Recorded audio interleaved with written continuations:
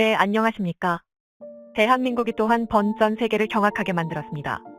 지난 10월 19일 폴란드 수출용 K 흑표전차 10대와 K9 자주포 24대의 초도 물량 출고식이 진행되었는데요. 그런데 바로 이 출고식 덕분에 군사 분야에 정통한 전문가들이 도저히 믿을 수가 없다며 감탄을 금치 못하고 있습니다. 다름 아닌 속도 때문입니다. 그도 그럴게 한국은 이번 출고식을 통해 폴란드와 1차 실행 계약을 체결한 이후 고작 2개월 만에 초도 물량을 전달한 것입니다. 아무리 폴란드에 긴급 요청이 있었다 할지라도 도저히 믿기지 않을 만큼 빠른 속도인데요.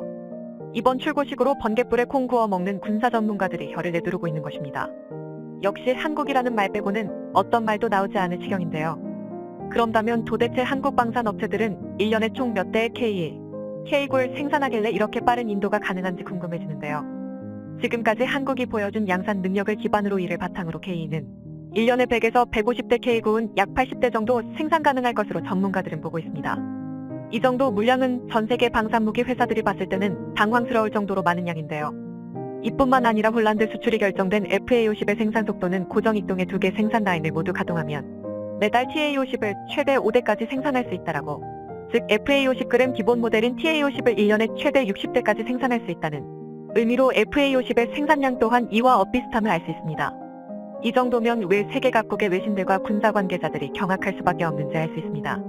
하지만 무기 체계 생산 능력에 대한 지식이 없으신 분들이 보기에는 이 수준이 얼마나 대단한 수치인지 모르실 수도 있습니다. 그래서 준비했습니다.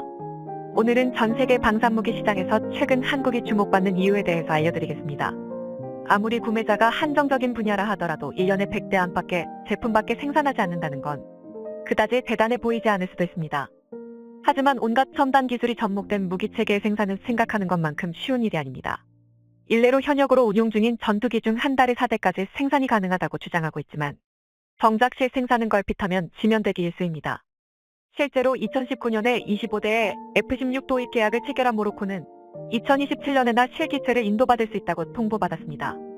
마찬가지로 같은 해에 16대를 발주한 바레인은 5년 뒤인 2024년에나 F-16을 민도받을 수 있는데요. 한국이 폴란드와 맺은 총 48대의 FA50 계약 중 12대를 2023년까지 인도하기로 합의한 것과 비교하면 굉장히 느린 속도입니다. 더군다나 폴란드가 지금 사양의 FA50을 도입하기로 결정한 게 아니라 블록 24형인 FA50P를 인수하기로 결정한 걸 고려하면 더욱 생산 능력의 격차가 커집니다. 하지만 이는 비단 미국의 생산 능력이 떨어지는 게 아닙니다. 다만 한국이 유독 빠른 건데요. 한국이 아닌 다른 나라와 비교하면 오히려 미국의 생산 능력은 상당히 준수한 편입니다. 이를 보여주는 대표적인 사례도 있는데요. 지난 2007년 사우디아라비아는 유럽연합과 유로파이터 타이푼 72대 도입 계약을 체결했지만 정작 인도가 완료된 건 10년이나 지난 2017년이었습니다. 심지어 한 번 유로파이터 타이푼 도입 계약을 체결했던 스웨덴이 인도가 너무 오래 걸리자 아예 계약을 취소해버리는 초유의 사태가 벌어지기도 했습니다. 이런 사례들을 생각하면 한국의 전투기 생산 능력이 얼마나 압도적인지 감이 오실 텐데요. 하지만 기갑 장비로 시선을 돌리면 사정은 더욱 심각합니다. 단적인 예로 일본은 2012년 자체 개발한 최신의 3.5세대 전차인 십식전차의 제시카를 발표했습니다. 그런데 문제가 생겼습니다. 화려하게 막은 열었지만 일본 정부가 생각한 것 이상으로 일본 방산업체는 심각하게 몰락했습니다. 당시 일본 방산업체들의 비참한 생산 능력으로 십식전차는 계속해서 도입이 지연되었고 결국 2014년 초반이 되어서야 비로소 일선 부대의 배치가 완료되었습니다. 그것도 한국처럼 수백 대의 전차를 양산한 게 아니라 고작 53대의 전차를 배치하는데 2년이 넘는 시간이 소요된 것입니다. 보통 무기 체계의 생산 능력은 초도 물량 양산에서 최대로 발휘된다는 걸 생각하면 어이없어질 정도로 오래 걸린 건데요. 그러나 일본의 추태는 여기서 끝이 아닙니다. 이후 일본은 기갑 전력의 최신화를 위해 2023년까지 총 123대의 십식전차를 생산하기로 계획했지만 정작 지금까지 양산된 건 99대가 전부입니다. 이는 십식전차가 한 달에 1대꼴로 제작되기 때문인데요. 그런데 여기서 더욱 황당한 건 무기 수출 실적 제로인 일본은 오로지 자위대만을 위한 전차를 생산하는데도 불구하고 한국과는 비교도 할 수 없을 정도로 오랜 시간이 걸린 것입니다.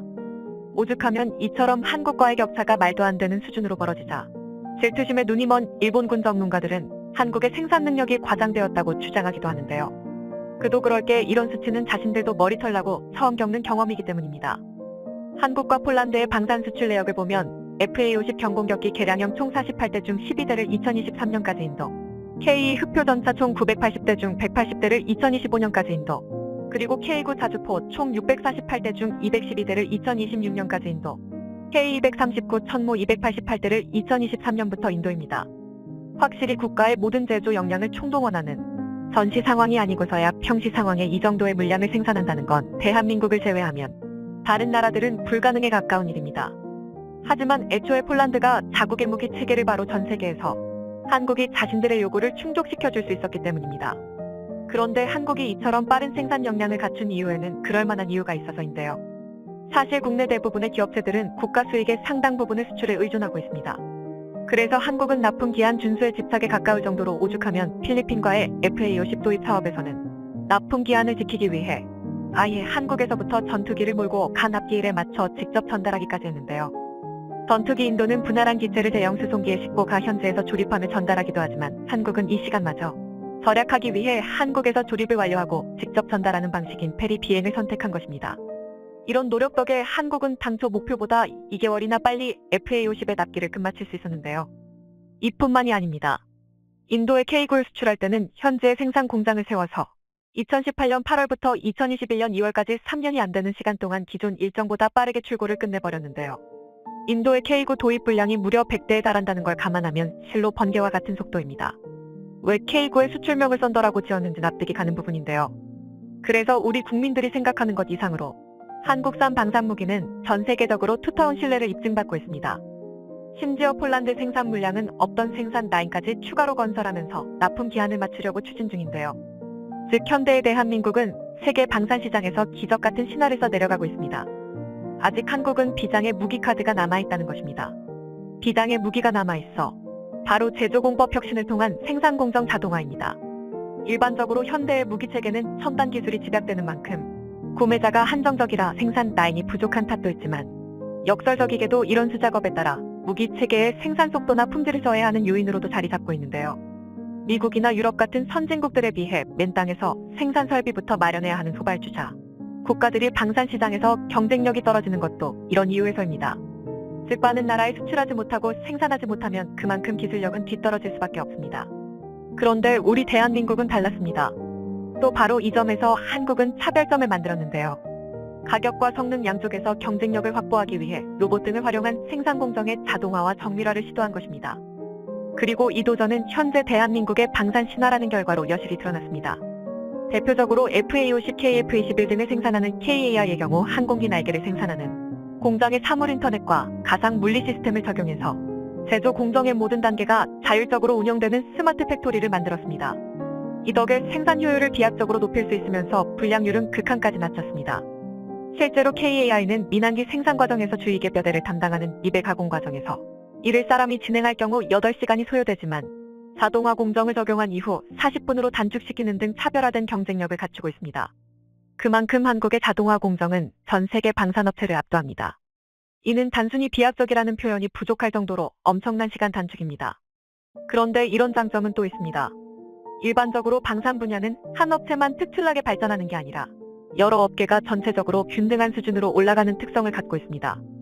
일례로 K 흑표전차의 생산을 담당하는 현대로템은 기갑장비 조립에 필수적인 용접 공정에 로봇을 도입해 자동화했습니다. 뿐만 아니라 생산 공정에 정밀가공 장비를 도입하는 등 상당 부분의 공정을 자동화했는데요. 이 덕에 제품을 생산하기 위해 투입된 시간과 인력을 수치화한 작업 공수를 기존 대비 74%나 절감할 수 있었습니다. 이쯤 되면 왜 한국이 기술 강국이라 불리는지 확실히 알 수 있는데요. 한국의 무기 체계 생산 능력이 모두 자동화된 생산 공정에서만 나오는 것도 아닙니다. 바로 한국 기술진들의 제조 능력 자체가 이미 주변국들과 차원이 다릅니다. 그 대표격인 게 대한민국 정비 능력의 상징인 육군종합정비창인데요. 한국에서 내로라 하는 능력의 기술직 군무원들이 주축을 이룬 육군종합정비창은 우리 군에서 사용하는 모든 지상 장비의 최종 정비와 재생을 담당하는 부대입니다. 이름 때문에 정비만 담당한다고 오해하는 경우가 많지만 육군종합정비창의 진짜 능력은 재생에 있습니다. 실제로 육군종합정비창은 지상무기 체계의 엔진부터 나사 하나까지 모든 부분을 정비하는 창정비를 담당하며 그런 게 입고된 구형무기 체계들은 개량형으로 업그레이드해 재출고됩니다.